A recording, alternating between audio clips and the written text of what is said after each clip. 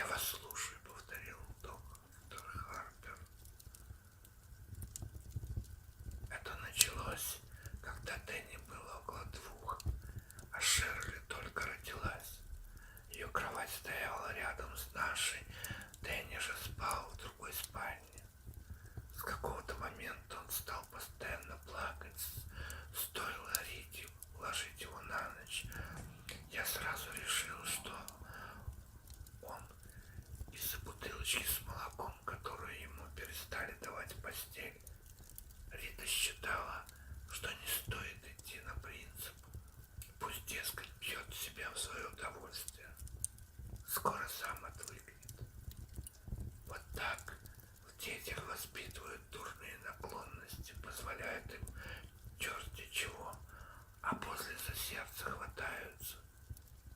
Когда он в 15 лет подружку приугатит или сядет на иглу, или еще хуже сделается голубым. Представляете? Просыпаетесь в один прекрасный день, а ваш сын голубой. Короче, я стал его сам укладывать. Плачет, я ему шлепок. Рита мне, знаешь, он все время повторяет: свет, свет. Не знаю, разве можно разобрать, что они там лепечут? Конечно, матери оно виднее. Рита предложила оставлять включенным ночник. У нас был такой, знаете, с Микки Маусом на абажуре. Я запретил. Если не преодолеет страх перед темнотой в 2 года, всю жизнь будет бояться. Да. В общем, он умер в первое лето после рождения Шерли. Я уложил его, помнится, в кровать, и он сходу начал плакать. В тот раз я даже разобрал, что он там лепечет сквозь слезы. Он показывал пальчиком на чулан и приговаривал: «Бука, папа, Бука». Я выключил ночник и, придя в нашу спальню, спросил у Риты, зачем она научила ребенка этому слову. Она сказала, что не учила. «Врешь, дрянь», — сказал я. Хотел даже устроить ей легкую выволочку, но сдержался. Лето тогда выдалось тяжелое, понимаете. Никак не мог найти себе работу. И вот нашел. Грузить на складе ящики с пепси-колой. Дома валился от усталости, а тут еще Шерли по ночам орет, и Рита ее без конца укачивает.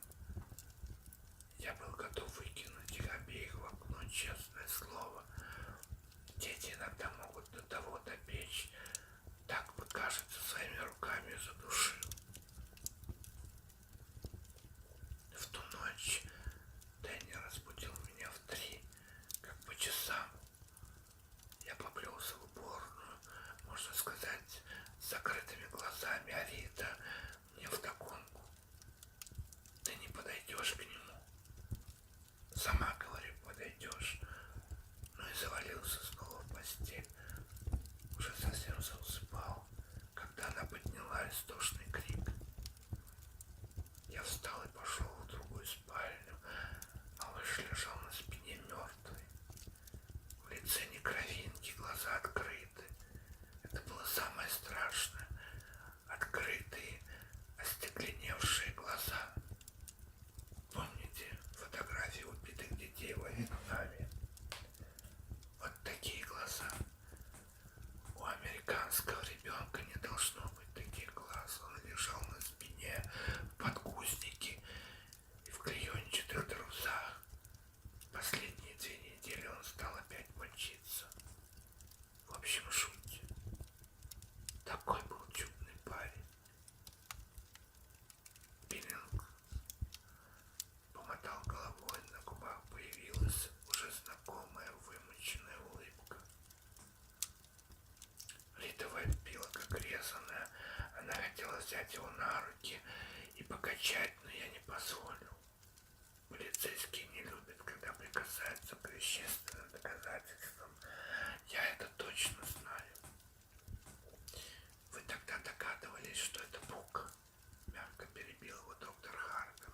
Нет, что вы, гораздо позже. Но я обратил внимание на одну деталь. Тогда она не показалась мне какой-то особенной. Но в память запала. Что же? Дверь с чурмом была приоткрыта на одну ладонь. А я ее сам закрывал. Это я отлично помню. У нас там стояли пакеты с порошком для сухой чистки. Сунет ребенок голову в такой пакет и хлоп. Асфиксия. Слыхали о таких случаях? Да. Что было дальше? Биллингс передернул плечами. Похоронили, что? Он с тоской поглядел на свои руки, которым пришлось бросать горсть земли на 3 детских гробика. Медицинское свидетельство на нее проводили. А то как же? В глазах Биллинга блеснула издевка. Деревенский волк с стетоскопом и черным саквояжем, а в черном саквояже мятные карамельки и диплом ветеринарной школы. Сказать, как он поставил диагноз. Младенческая смерть. Залудила. Это про 2-годовалого ребенка. О младенческой смерти обычно говорят применительно к 1-му году, осторожно заметил доктор Харпер. Но иногда за неимением лучшего термина врачи употребляют его. Чушь собачья. Биллингс словно выплюнул эти 2 слова. Доктор разжег погасшую трубку. Через месяц после похорон мы перенесли Шерли в комнату Дэнни. Рита стояла насмерть, но последнее слово было за мной. Далось оно мне нелегко.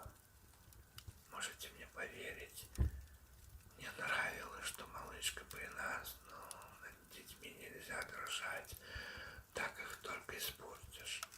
Когда моя мать брала меня с собой на пляж, она себе голос сорвала от крика. Не заходи в воду, осторожно, там водоросли, ты только что поел, не ныряй. Акулами меня пугало, дальше уж ехать некуда. И что же, теперь я к воде близко не подойду, ей-богу. У меня при одном ее виде ногу судорогой сводит. Когда Дэнни еще был жив, Рита меня достала. Свози их в Савин-Рог. Так вот, меня там чуть не стошнило. Короче, в этих делах я кое-что смыслю. Над детьми нельзя дрожать. И сами им тоже нельзя раскисать. Жизнь продолжается. Так что Шерли сразу переехала в кроватку Дэнни. Только матрас мы выбросили на свалку. Сами понимаете. Микробы, то все. Год проходит. Укладываю я Шерли спать, она вдруг устраивает настоящий концерт.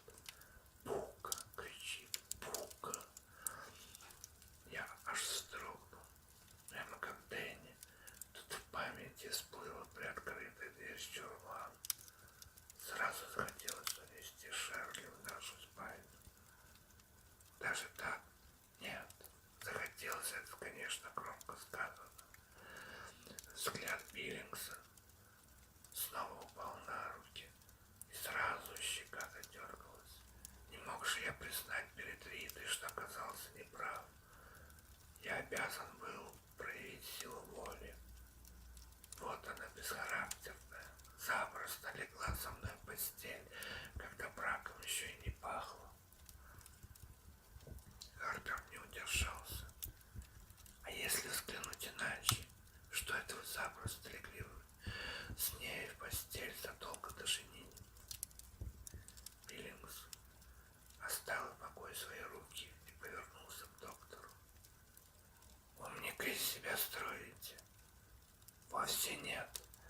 Тогда не мешайте мне рассказывать, по-моему, огрызнулся Биллингс. Я пришел облегчить душу, вспомнить, как все было. Если вы ждали, что я здесь начну расписывать всякие постельные подробности, то вы сильно просчитались. У нас с Ритой был здоровый секс. Никаких там грязных извращений. Я знаю, некоторые заводятся, рассказывая про всякое такое, но я не из их числа. Понятно?